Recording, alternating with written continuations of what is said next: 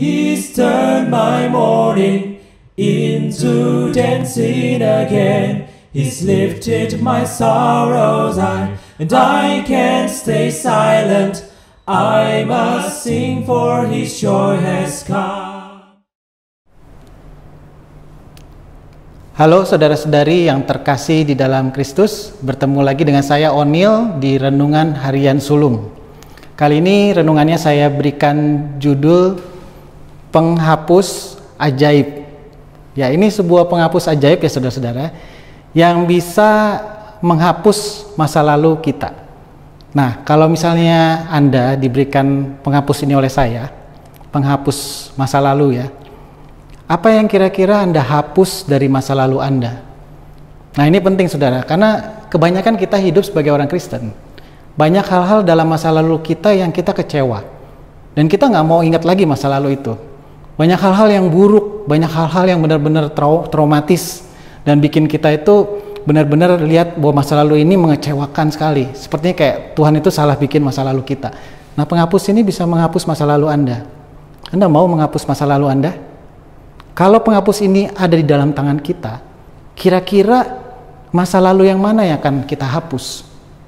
Nah, mungkin kita akan menghapus masa lalu yang sulit, mungkin keadaan yang sulit yang mungkin kita mau hapus. Tetapi keadaan sulit itu ternyata membuat kita itu berdoa pada Tuhan. Nah, pernahkah Anda merasakan satu keadaan yang sulit di masa lalu, dan seakan-akan keadaan itu mestinya keadaan itu nggak usah terjadi. Tetapi begitu kita ingat-ingat lagi, ternyata keadaan itu adalah keadaan di mana kita mencari Tuhan untuk berdoa pada Dia. Apakah Anda mau menghapus keadaan seperti itu? Atau Anda ingin menghapus kesulitan dalam masa lalu saudara? Anda ingin menghapus masa-masa sulit di mana Anda belajar untuk mulai bersukacita di dalam segala hal. Kadang-kadang kita kan gampang bersukacita di dalam hal-hal yang menyenangkan ya. Tapi belum tentu kita bisa bersukacita dalam keadaan-keadaan yang sulit. Nah, keadaan-keadaan sulit yang Tuhan kasih di masa lalu itu ternyata membuat kita menurunkan standar sukacita kita yang tadinya harus glamor, harus mewah, menjadi sukacita untuk hal-hal yang simpel dan keseharian. Apakah Anda mau menghapus keadaan-keadaan sulit di mana Anda belajar untuk bersukacita dalam hal-hal yang sederhana? Maukah Anda menghapus itu? Atau mungkin Anda ingin menghapus beberapa rasa sakit hati, penderitaan, yang ternyata adalah sebuah katalis, sebuah trigger pendorong yang dipakai Allah untuk supaya kita menjerit minta tolong sama Dia. Itu juga termasuk keadaan sulit loh saudara-saudara. Apakah Anda mau menghapus keadaan seperti itu? Apakah kita mau menghapus keadaan-keadaan di mana keadaan itu dipakai Tuhan untuk kita minta tolong dan berharap sama Dia aja? Kadang-kadang kan kita maunya minta tolong sama teman kita, sama otoritas, sama bos kita, atau sama orang yang bisa kita andalkan. Tapi pada saat itu semuanya itu lenyap, kita nggak bisa andalin lagi. Dan satu-satunya yang bisa kita andalin itu cuma Tuhan. Apakah Anda dan saya mau menghapus keadaan seperti itu? Itu juga termasuk keadaan sulit loh saudara. Kemudian kita perlu sadar saudara-saudara, bagaimana keadaan-keadaan sulit itu, penderitaan, masalah, dan konflik, yang tadinya kita mau hapus aja, lupain saja gitu. Ternyata itu adalah sebuah hal yang sebetulnya tempat di mana kita bertumbuh dan makin serupa dengan Yesus. Terkadang kita bisa salah mengerti isi firman dan Injil. Terkadang kita melihat bahwa berkat Tuhan itu ada di hal-hal yang lancar-lancar, yang sukses, yang semuanya itu penuh dengan berkat.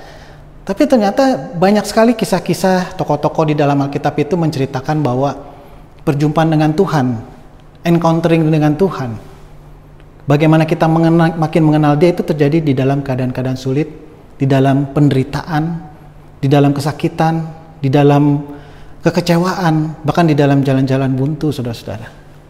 Apakah kita mau menghapus keadaan-keadaan sulit dan penderitaan-penderitaan yang kita tidak inginkan dalam hidup kita saudara-saudara? Kalau Anda bertanya pada saya bilang tidak ada satupun dalam hidupku yang salah dirancang oleh Tuhan. Jangan sampai kita berpikir bahwa kita lebih pintar untuk merancang masa lalu kita daripada Tuhan saudara-saudara. Kalau masa lalu kita masih ada hal-hal yang kita belum bisa mengerti, di mana baiknya Tuhan, di mana berkat yang tersembunyi Itu karena kita memang belum terbuka aja, saudara-saudara. Tapi tidak pernah sekalipun rancangan Tuhan, terutama di masa lalu kita, itu mengandung rancangan yang jahat bagi kita anak-anaknya. Saya akan kasih satu ayat. Ini Yeremia ya. Jadi di ayat ini dikatakan seperti ini. Yeremia 29 ayat 11. Sebab aku ini mengetahui rancangan-rancangan apa yang ada padaku mengenai kamu.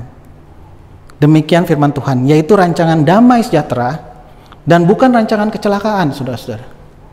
Untuk memberikan kepada saudara dan saya hari depan yang penuh harapan. Kita seringkali berpikir, oh masa lalu yang bagus itu adalah masa lalu yang selalu lancar, selalu aman-aman saja gitu. Itu memang keinginan kita. Tapi itu bukan keinginan Tuhan, saudara-saudara. Bahkan masa lalu yang terlalu lancar itu akan menjauhkan kita dari Tuhan. Jadi kalau misalkan Anda dan saya diminta untuk menghapus masa lalu, dan Anda bertanya pada saya, masa lalu apa yang harus saya hapus? Saya akan bilang pada Anda dan bilang pada Tuhan, tidak ada satupun masa lalu saya yang akan saya hapus. Saya tidak pernah menyesali Tuhan salah merancang masa lalu saya. Kalaupun ada masa lalu yang belum saya mengerti dan saya masih kepahitan, itu karena saya belum dikasih hikmat oleh Tuhan untuk menemukan berkat tersembunyi atau kebaikan Tuhan dalam hidup kita, saudara-saudara. Mari kita berdoa. Bapa, terima kasih untuk segala sesuatu yang Kau rancangkan bagi kami. Masa lalu kami tidak ada satupun yang salah, Bapa. Kami tahu setiap hal terjadi di dalam perizinan-Mu, setiap hal terjadi di dalam kedaulatan-Mu ya Bapa. Dan kami percaya Bapa, semua itu adalah rancangan yang baik. Engkau selalu berjanji memberikan rancangan-rancangan baik, bukan rancangan-rancangan kecelakaan bagi anak-anak-Mu dan juga bagi murid-murid-Mu di sini ya Bapa.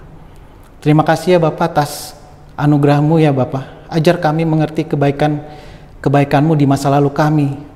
Bahkan pada saat kami sulit sekali mengerti itu, Bapa berikan kami iman bahwa Engkau adalah Tuhan yang selalu baik.